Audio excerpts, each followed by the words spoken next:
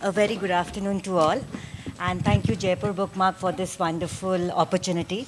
We have a lovely panelist, and it's always been fascinating to read about them. And here we learn much more what are the different shades of publishing and how they are inviting more readers to write, become authors. So I would like to start with Navsangeet. So nice to speak to you here. What made you start? What was the year of inception, 2014? And currently, how many, what is your list? And what Sure. are the number of books you release each year? Sure. So White Falcon Publishing was started in the year 2014. White Falcon is a new age technology-driven publisher in the 12th year of operations, and we are publishing books for authors from more than 40 countries. Wow. And at White Falcon, we believe that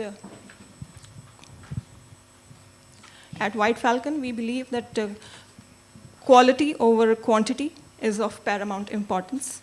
So we built quite a few one-of-a-kind platforms as well to enable more writing and readership. Scholargram is India's first free academic self-publishing platform. Books Funder was created by us, which is the first crowdfunding platform for books. And we are the pioneers in the blockchain timestamping for copyright protection. So we do the blockchain certification for all the books that we publish, where the permanent, immutable record of that particular book is put on the blockchain network. And it acts as a proof of existence that anyone can, in the future, prove that this content was written by me, and as it is available for anyone publicly to check on the blockchain network. Fascinating. And one more question in terms of number of books you publish per year, currently versus 2014 when you started. Yeah, so when we started, it was very small numbers, say about 100 or 200. And now I would add here that it is not about numbers for us, it is more about the quality content and impactful content that comes to us. So we are not into, say, thousands books were published, but each year we aim to publish, say, around 700 to 1,000 books. Okay, lovely. Yeah. Thank you so much.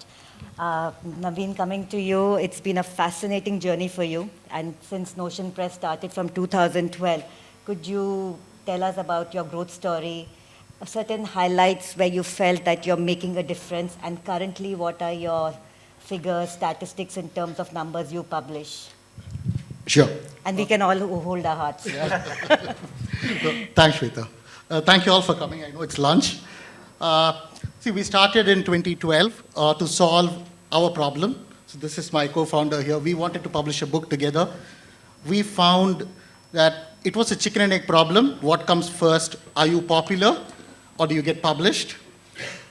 We said in 2012, we went and looked at the list of things, reasons why a publisher would not publish us. And as engineers, it didn't make sense to us. It screamed vintage, old ideas. It screamed all the moats have extinguished.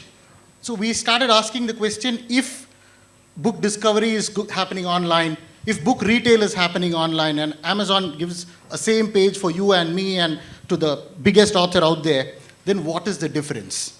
Why cannot I get published? So that was a simple question with which we started. We took a very different approach. We built a tech company around it. So we are the largest platform for self-published authors in India. So in 2012, we published roughly about 50 books. Yesterday, we published 200 books. Oh, in one day. Yeah, one day. So today, but the philosophy is very different. So we are building the haystack. We are allowing everybody to publish, democratizing the layer. But at the same time, we are also having a lot of curation processes to make sure that high quality content stands out, high quality content goes out to people. And I think that is sort of where we have carved a niche away, where we allow everybody to publish See, self-publishing itself is a catch-all term, right? So for everything that's not traditionally published. We have authors who would publish one copy of the book that they want to gift their loved one, an old granddad wanting to give his life story to his grandson, right? So we enable all of that, but also while doing that, we have mechanisms to find out which content sells really well, which content we should be putting our effort into. So that's how we've sort of built. I think our catalog size is now about 140,000 titles. Wow. We sell in about 96 countries now. And it's been a fantastic journey. Thanks. Thanks, Naveen. Samir, coming to you, you're into custom publishing. So can you tell us how it differentiates last 9 years, what your journey has been, and what are your takeaways from that? How does this differ and what attracts people to this? So, as I was mentioning earlier, I play dual role in Penguin. I also head sales, and I've been taking care of our custom publishing division. It's not really a self-publishing. It mirrors self-publishing. It's a custom publishing division, which I've been managing since last 9 years. So what we do in custom publishing is it's a B2B division, wherein we deal largely with businesses. We deal with corporate. We do a lot of government projects. We do a lot of projects with institutes as well. Lot of our books in custom publishing, and as far as numbers is concerned, we don't do too many. Whatever we do, it still has a curated editorial soul. Everything is very curated. Lot of books which would traditionally not make into our Penguin publishing, they fall into our custom publishing. The division that I manage is called Penguin Enterprise. It has a half penguin to it, and if you are putting a penguin logo on something, it has to go through all the penguin processes that we have. So this division is growing very rapidly. Last year, what changed was we also launched a new product, which is Penguin Passion Project, wherein we also have started dealing with individual authors. So last year we did about 15 titles, and we plan to grow this number. We will never be what Naveen is doing. Naveen is a great tech platform. We continue to be traditional publishers with editorial soul. Great, thanks. Navsangeet, coming to you, the focus is on quality. So at what point in time did you realize, like, this is my success story? And could you just highlight a couple of authors or a couple of experiences which really made you happy and the business happy? Sure. So when I talk about the success stories, we would feel that to sell our product, significant marketing activities and marketing campaigns have to be done. But the beauty of success at our end has been that several books, they were discovered on their own. Without any significant marketing activities done by us, those books became bestsellers on their own. I would like to mention here that when the GST law was implemented, in that same time frame, we published a book on GST. And we had started with a modest print run of, say, around 100 books to start with. But we had to immediately scale to 1,000 plus print runs to catch up, solely because we were getting so many orders for that book on a daily basis. And in a span of 2 weeks or so, around 2,500 books were sold. Wow. That was without any advertisement done by us. So that is one big success story for us, which we feel that the gap between traditional publishing or self-publishing, it vanishes when the reader is getting the right type of content. And that is also through the e-commerce platforms. Like, all the orders came through Amazon and Flipkart, and the book was not available in retail stores. So the conventional way of selling the book and publishing, still this book was successful. So that was one of our biggest success stories. Second, I would mention a first-time author. Like, we have first-time authors. So a retired army officer, he published with us a critical analysis on Shri Guru Granth Sahib. That book has been a bestseller in India and internationally on Amazon in the Sikhism category for the last 4 years. Okay, wonderful. So this makes us feel happy that what work we are doing is actually making an impact, because it is not solely limited to that an author published a book and that's it. it is being discovered, it is reaching a wide a number of readers globally. Perfect. Thank you Yeah. so much. Naveen, coming to you, what incidents, examples would you like to tell us? I mean, How we, many? We all are super happy when books sell, right? So, see, I have two things that stand out. So, one is a book that we engineered into existence, right? So, the author came to us and said, hey, I keep serial self-publishing, I keep publishing books. I can write really well, here's my content, but I don't know what will sell. We decoded Amazon at that point in time, what sold, right? And we were very clear, we wanted to, the challenge was to sell something outside India, right? So we said there are two categories that do really well. One is cookbook, one is murder mysteries.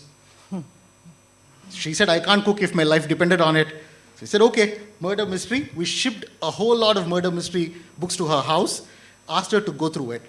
And then she said, I get this, I can do this. And we sort of co-ideated the book into existence with her. 5-book series. It went on to sell, I think each book sold more than 100,000 copies. That's wonderful. In the US, Indian author. Wow. Yeah, so a lot of learnings from that, right? So we first published the book under her name, and then we could see that nobody was buying it, and we were getting a lot of comments about why is an Indian author writing this? What was the book's name? It was called Murder at Rutherford Hall. Murder? Murder at Rutherford Hall. Okay, lovely. Yeah, and then we re-released the book with a different name, right? And it started selling. So we were so baffled at the cultural difference and how you would look at an author from India with an Indian name writing a British murder mystery. So that was sort of like the learning for us. And the other thing that gives me joy now is associated with Samir. Any author who's super successful with Notion Press automatically finds a home in Penguin, right? See, a lot of people have come to us and said, is that a good thing, right? Our view is we're a launchpad. We've always been a launchpad. Until we are ready, we will build it eventually. Until we are ready, we are happy. They're finding a great home at Penguin. Great. Right? So these are two things. Thank you As so I much. say, it's a dating phase in author's life, wherein they start with the Notion Press, they explore with content, they check whether readers are swiping right, It's a and when lovely they want a permanent collaboration. home, they come to Penguin Random House. Lovely collaboration, I must say. And in terms of custom publishing, any examples you'd like to highlight, which are your success stories? Yeah, so as I mentioned, we truly scaled our custom publishing only in last year. However, every year, like at least 1 or 2 books have sold more than 10,000 copies. One of our biggest case studies that we get, where do we get submission from? We get a lot of submission from big brands, companies who are pre-IPO stage. They see book as a premium sort of visiting card. They have a lot of marketing budget for books. We get a lot of submissions from spiritual organizations as well. Like one of our biggest books was Innovate, which we did with BAPS, okay. Akshardham book. Even subsequently, we did a couple of books with spiritual organization. Advantage with that is obviously they do buy back a lot of copies and they also have a lot of followers. And one of my sort of most cherished project is we did this book called Winning in the Digital Age. They wanted to have an IPO at Wall Street. They wanted to get it listed in NASDAQ. It's a company called Incido. And their CEO wrote a book with a very modest print run, 500 copies buyback, 1,000 copies we put in trade. And digital was sort of on the cusp of sort of taking off at that time. And that book has sold about 65, 70,000 copies. And author Nitin Seth is here now at JLF. He is one of the speakers. And it also ended up winning C.K. Prahlad Award, so Business Book of the Year. So every year I would have 2 or 3 outliers. It is just that we are scaling up now. We never used to take fiction submissions until 2023. So we changed gears. Okay. We'll still sort of curate and it will still go through every sort of Penguin process that we have in place now. And that we plan to do about 25, 30 projects a year. So really excited about that and really excited to scale it up. But numbers will still be like very, very modest. That's wonderful information. That's I really... would like to add Yeah. one thing more here, that one very surprising thing that we come to see is that when a traditionally published author, they reach out to us to publish their second book or third book with us. Okay, lovely. Like people who have published with the likes of HarperCollins or Hachette or Bloomsbury, and they wish to publish the next books with us for better transparency and better control. So that's my next question to you. And in terms of when you spoke about quality and copyright and now transparency, so what differentiates you, your publishing company? To maintain quality, one thing is that And if you can highlight about copyright, how you protect the Yes, I'll author's do that. copyright. Yeah. Sure. And to talk about quality, one aspect is that the print output is as comparable to a book that is published traditionally, because we are printing our books from the same printers which are used by traditional publishers as well, offering a wide range of paper options, custom printing options. So one feedback that we get for the books that are published by White Falcon is the premium print quality that the readers get. And with regards to the processes, we have created a project management platform which takes care of the entire life cycle of the book's publishing process. And the entire scope is broken down into various tasks which are mapped to the concerned team members with a specific timeline, and the author is able to view every activity and the timeline and what task is to be done when and who is the responsible team member. So there is no black box model here. It is a very transparent communication as well as the way the work is executed that is in place to keep the author satisfaction also intact, and a transparent and a time-bound work which is to be delivered. So that is how we are taking care of quality at White Falcon. And if I have to talk about the copyright, like I mentioned earlier also, like one thing is protecting the content, like if I have written something. So for that, we have started the blockchain certification, in addition to the copyright registration that is done with the Government of India. So both things are done in parallel, and I feel that in the near future, maybe more publishers in India will also be enabling this, because this is a far transparent way of certifying your work. Great. Yeah. Thank you. Naveen, I'd like to ask you something in terms of author metrics. So it's a very interesting phenomena which we are doing. How much does an author spend with you? What are the different options you give them? What is the average turnaround time for a book? And if I, as an author, pay X amount of money, so what is the duration of time you take care of the author and the life cycle of the book? And last but not the least, the royalty to the author. Sure. So, see, we run multiple models. Over the years, we've evolved. We started as a service company, providing services to authors. I think I was selling, I got frustrated with explaining everything, and I said, let me bundle all the services and call it a package. I think that's how the package model started in India, right? So, but over a period of time, I think maybe 3-4 years, we have made sure that the service side of the business is small, right? Where, like Navsangeet says, where the emphasis is on quality, the emphasis is on the quality of service, the experience, and the success of the author, right? We also run a platform which is similar to what you would see outside India, Amazon KDP, right? Where you can go, you can design the book. It's much better though. You can go design the book yourself, and you can publish it across all our supply chain partners, right? So your book, it doesn't matter whether your book is created, you pump in a lot of money into services, or you use our do-it-yourself platform. It doesn't matter. It gets the same supply chain, same visibility across all the platforms. That's something that we are very, very conscious of, right? When it comes to quality, I think it starts with content, right?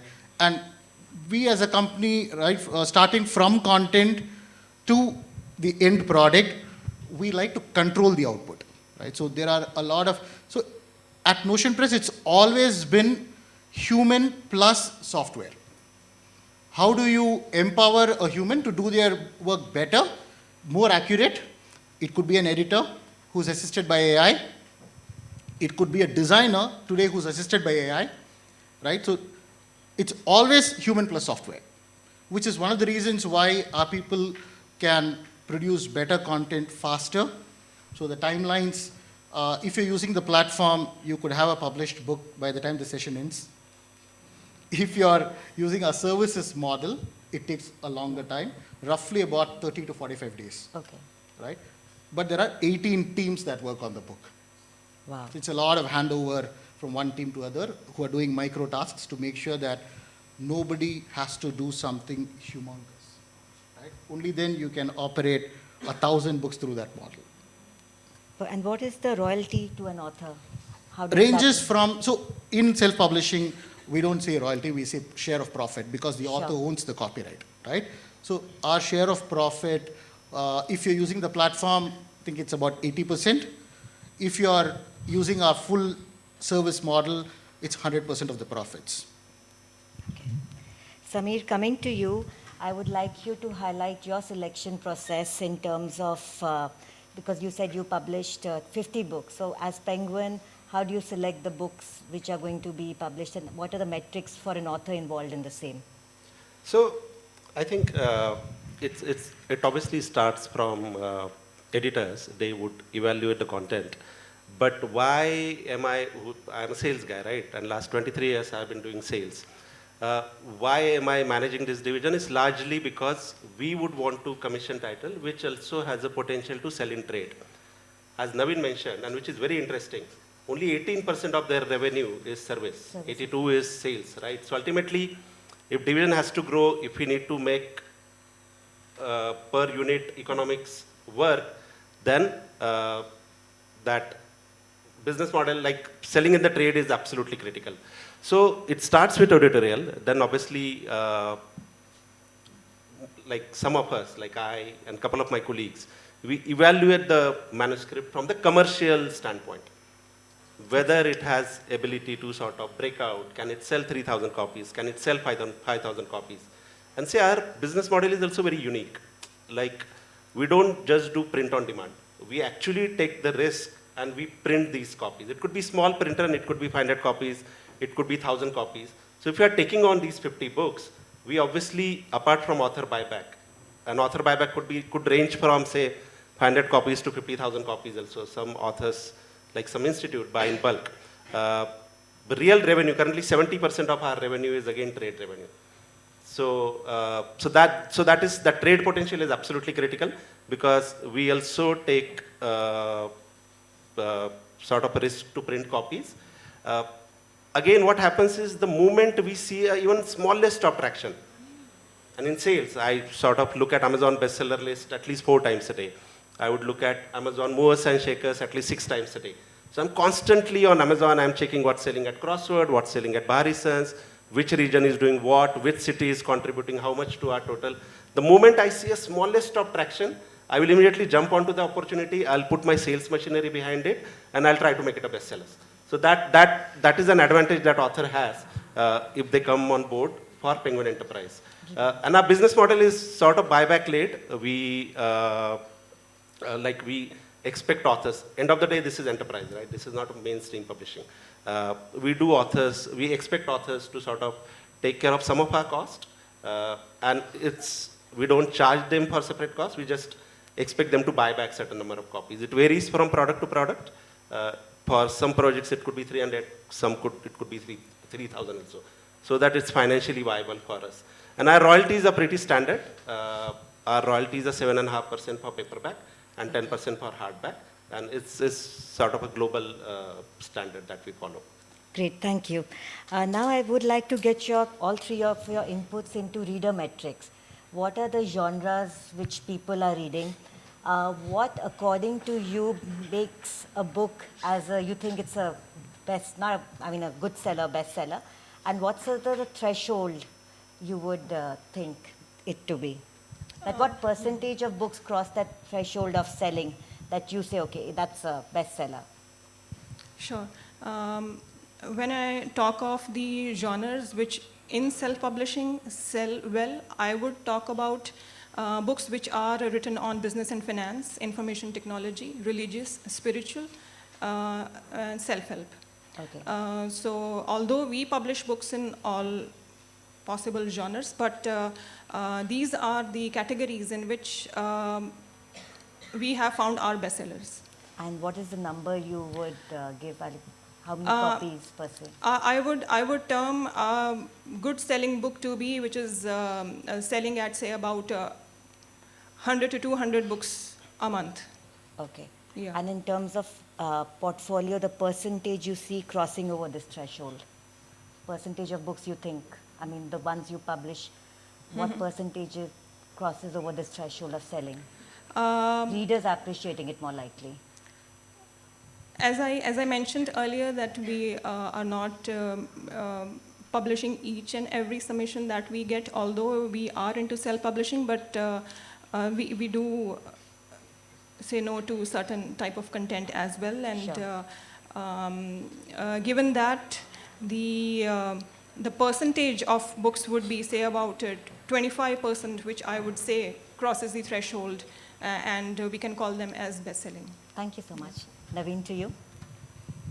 Okay, so we are data mad as a company.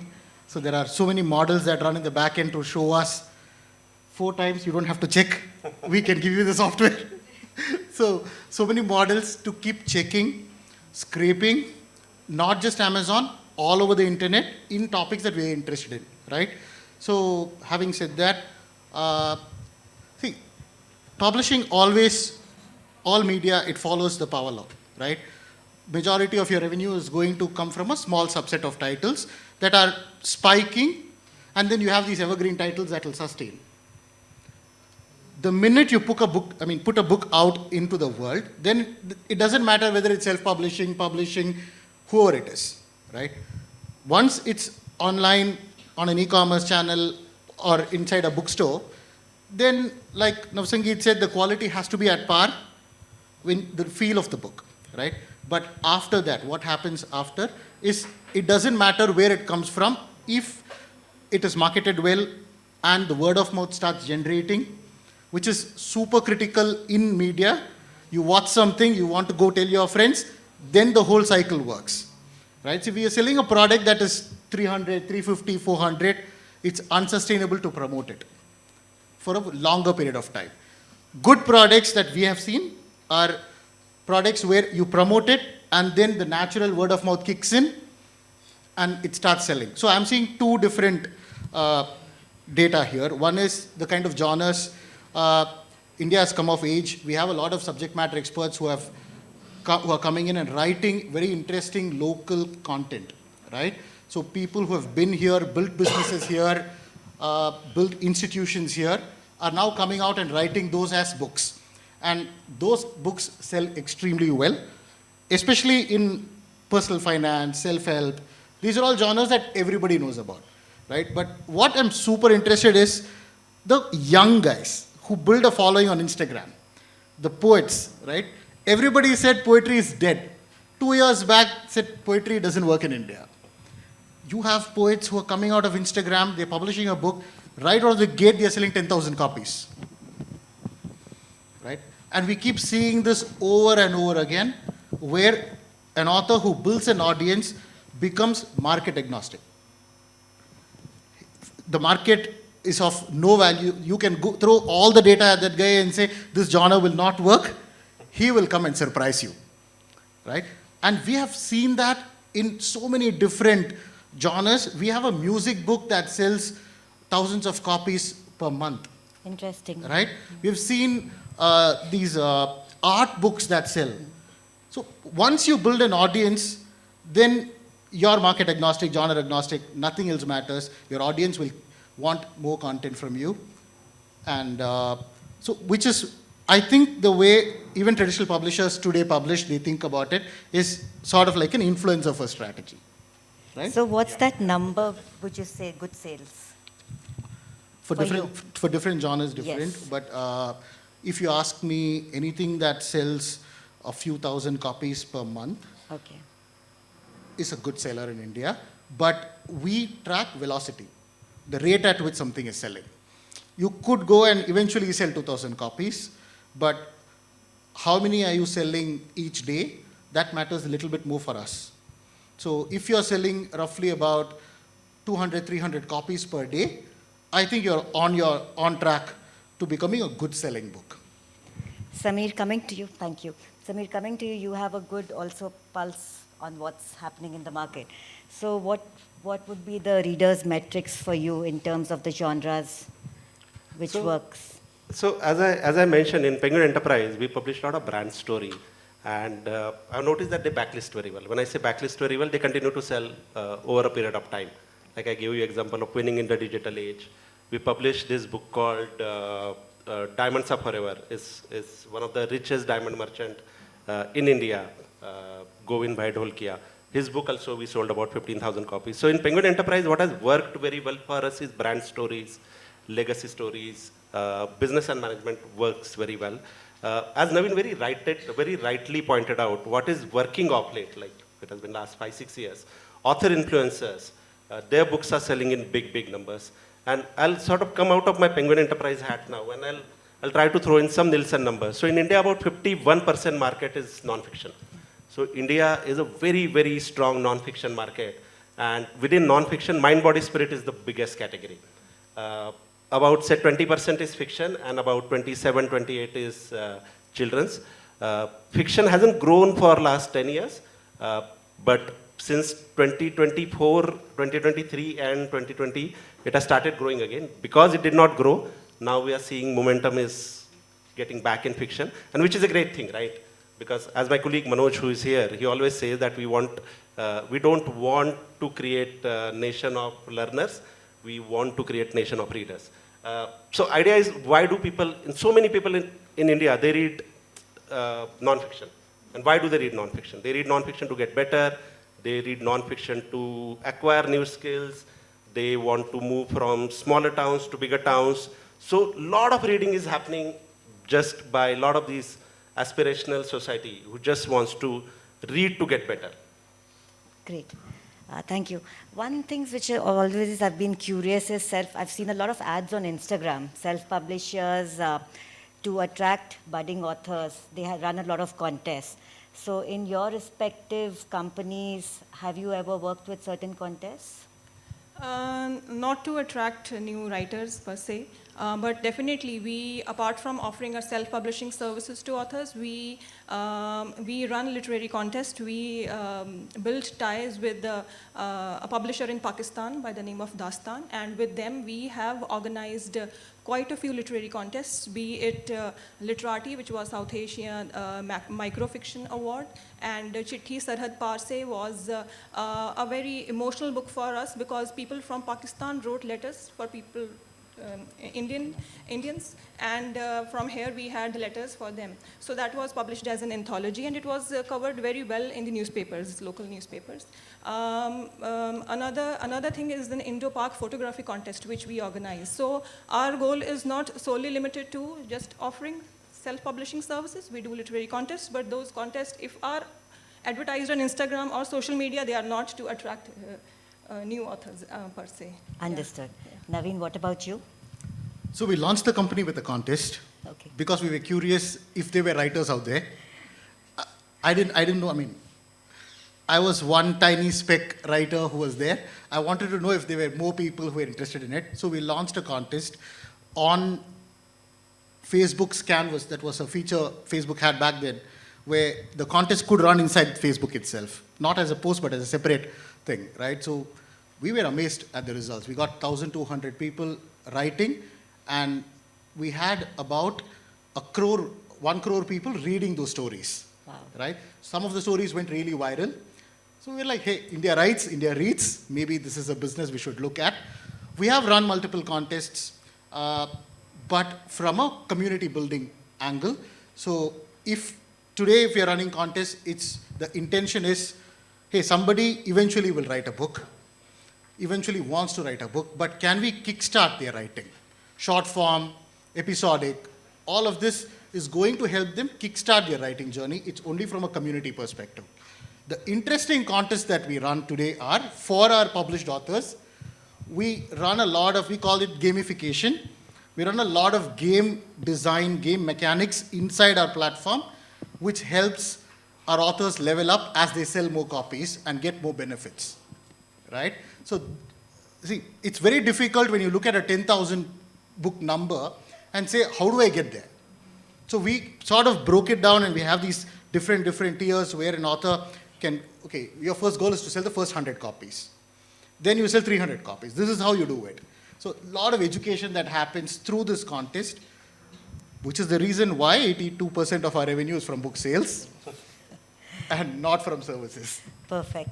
Samir, what about you? Would you like to add something? So see, broadly the big difference between what Naveen and now Simran does is that we see, who is our core customer? Our core customers are readers and not our authors. So we haven't really done any contest to acquire authors. We already get a lot of manuscript submissions, and we sort of evaluate what to publish, even under Penguin Enterprise. So we haven't done any contest, but outside that, for normal publishing, for our traditional publishing, we do run a lot of contests. Recently, we did one with Dainik Jagran, wherein we got several submissions, and we just published a book a couple of months back. That book has done very well. One of the other contests that we did, I'm not getting the name of that contest, but one of our authors, Nona Uppal, was the winner of that contest, and her book ended up selling 20,000 copies. So we do a lot of it outside our Penguin Enterprise ecosystem, but not really to acquire authors in Penguin Enterprise. Great. What I'm also really fascinated and curious is the road ahead. So for self-publishing and, for what do you see the market in India, what percentage it will grow, what percentage globally? So Naveen, could you give us your insights? What is the current statistics of the market, and how do you see this growing in the next 5 years? Okay, this is sort of like a trick question for me because, see, every year, Bhargav and I, we have this discussion. Is this the year when people stop writing? Or is this the year when books don't sell anymore, right? The market continues to surprise us. So, see, today, if you ask me, across our 2 factories, we sell roughly about 30,000 copies per day, right? So, we're extremely book sales heavy. But at the same time, we also keep increasing the number of authors who publish with us, right? So I don't know if it's a function of the supply increasing, hence book sales increases. I don't know that. But from a market perspective, I think, at least from our perspective, we're growing at roughly about 60-65% year on year. So it is exciting for us. We're launching in new countries. We are now in the UAE, we are in Malaysia also. We are launching in the US and UK. But what's super exciting is with the AI that's available today, we are building a scaffolded AI platform where you can just put in a prompt. It won't write the book for you. We have decided that we are not going to mess with creativity, but it can publish a book with a single line prompt. It can design, it can give you market research, it can do what a 10 people team in a traditional publishing house will do. So that is the next disruption that we're working on. And that we're very particular that it has to be a global product. Great, thank you. Navsangeet, your views on the road ahead? Yes, the road ahead for self-publishing or for writing, reading is very, very promising. Reason being the bridge between self-publishing and traditional publishing has been, there is no gap as of now, which was quite a few years ago, but now that has been bridged. And the readers, they just want the right content in front of them. So be it the book is published by A publisher or B publisher, if the right content is in front of the right audience, the book is going to sell really well, and provided it is available on all channels. Self-publishing industry itself is seeing around 19 to 20% growth year on year. Like Naveen said, that every year he thinks whether writers will stop writing or reading, but I feel with AI as well, although the creativity is intact, but it is acting as a facilitator, where if I was hesitant earlier, now I have wings with me in the form of AI, and I'll be definitely writing a book. So the market ahead is very promising. Great, thank So you. I would like to add to that. So that is one of the things that keeps me up at night. What if content gets commoditized? Right? So today, there is value in creativity, there is value in human pursuit of creativity with all the AI and the system. See, and that is something you're hearing from a guy who lives and breathes technology, right? My biggest fear is, what if content gets commoditized? It could be video content, it could be textual content, right? And if everything can be made available at a click. So I can have my own personal story, the whole narration could be what I want it to be, right? So I don't know where books will stand in that world. Sameer, what would you like to add to that value and creativity? That's wonderful. Yeah, so we just started our Penguin Passion project in 2025. Great initial response. We are hoping to double down on it. We are hoping that this will continue to grow in double digits. We are investing in people. We are investing in, though we are not technology first company, we are also trying to get our technology better. So we are heavily invested. Aiming to grow double digits and very, very positive about it. This is one of our growth pillars. In sales, we have like 4 or 5 growth pillars for next 5 years. And this is one of the growth pillars that we have. Okay, so one last question and then we open for questions. How do you prevent piracy? And what are the checks in place in your respective companies? So plagiarism, right? Plagiarism, we have a plagiarism tool wherein every manuscript, and this is increasingly becoming trickier. Because whatever software you use, there are people out there who will trick those softwares and who will still try to get through their content. So it has been a big challenge. We keep upgrading our software every now and then. Another challenge now we are encountering from last 6 months is that we are getting a lot of manuscript submissions which are, you could clearly make out that are written by AI. Okay. So again, those to differentiate between manuscript which is written by an author or which is written by an AI. So that is another challenge that we are encountering. And we are still learning tricks of it, and we are still learning to identify which are AI written and which are Naveen, written your by a thoughts? person. Thanks. Yeah, so as a platform, we navigate different kind of legal plagiarism issues, right? So see, from a plagiarism perspective, we have checks and balances, we have software that's checking. We also have human reviewers for every piece of content that goes out there. We have a team of reviewers who review the content assisted by software, right? Software's job is to highlight risks. Humans' job is to give their input into whether it's a true risk or not, whether this should pass. This is one thing. But more often than not, I think India, as a country, we don't understand intellectual property really well. So that ongoing education has to continue happening from the industry, because every time we talk to an author and say, hey, this is something that cannot be done, they're surprised. Like, really? I thought we could do it, right? So authors set up these tripwires that they don't know about, and then there is some legal case somewhere, and then they understand the challenges that either an infringement of copyright or infringement of privacy of a person, defamation. These are all things that happen because authors are not aware of these risks. So we are investing a lot into author education at this level. That's great. Thank you. Navsangeet, what do you feel about this? Like Naveen mentioned, so similar issues come to us as well, and definitely there are plagiarism checker tools in place. Many of the submissions, they are plagiarism free, but mostly the academic ones, we find issues with them. And we have to then outrightly mention to them that plagiarism of less than 20 or 24% is what we allow. And that is how it is. Great. Thank you. It's been fascinating. And now we're open for questions. Please. Manisha, why don't you ask? Just 2 questions. Can I? I got the mic already, if you don't mind. Okay. So I have, my first book was published by HarperCollins, second is being published by HarperCollins, but the third one that comes out in the second half of the year, I want to do it self-publishing, because, I mean, we all know all the problems that happen going through the regular publisher route that I don't want to. The only thing that I'm not able to overcome that a Penguin or a HarperCollins provides is space in the offline bookstore. Otherwise, anything else that they do, I think I can do as good, if not better. So how do I overcome this hurdle? Take the second question and then maybe answer together. Okay, sure.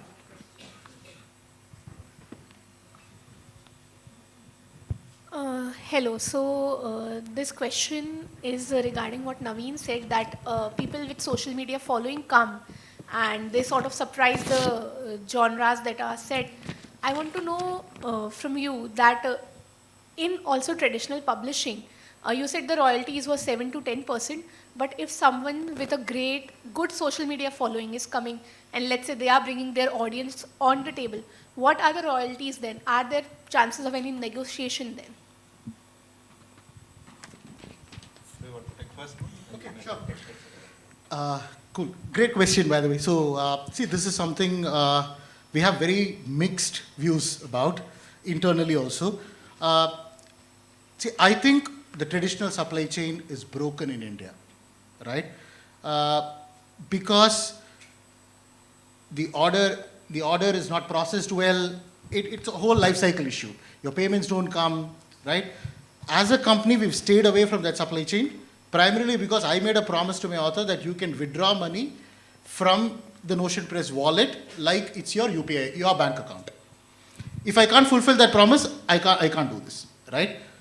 So a lot of traditional distributors come to us after a book is successful, where they are willing to pay upfront and buy books, which is why all of our books get into stores, right?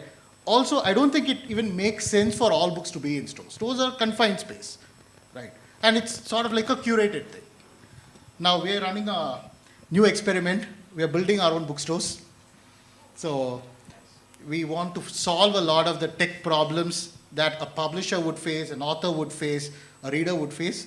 So we're building a bookstore on wheels. The first one is launching this month end. The teaser is out at the book fair in Delhi now. So hopefully we solve some of these issues, and our authors who sell really well, who can cater to that offline audience, their books can be showcased. I have a little contrary view. See, because currently more than 50% of our sale is offline. And most bestsellers, if not all, most bestsellers we believe are made offline. In fact, even for our big authors, we see that we see the maximum traction on the day of release when people actually see them offline, and then they correspondingly will buy that book in online. There is a term for it, which is showrooming, wherein people would go check out the book in offline store. And I'm seeing a lot of people are doing it at World Book Fair, which is happening in Delhi now. Today is the last day. So I think offline channels are absolutely critical to the success of your book. To come to second question, royalties are usually not negotiated. We are pretty firm on that. But publisher like us will provide you a lot of value add. See, there are 3 stages to a book, right? When you upload, like I'll just talk about Amazon here. We have a limited amount of time. So you can upload the book, you can make it available. But what publishers like us would do is we will make it visible. We will make it discoverable. So that is absolutely, absolutely critical. And same goes for offline as well. So the value add that you will get from Penguin will be so tremendous that like 10,000 copies and you get 20% royalty, but 100,000 copies and 10% royalty will sort of, you know the difference, right? Thanks, Amir. Our time is up, sorry. We can, yeah. Thank you so much.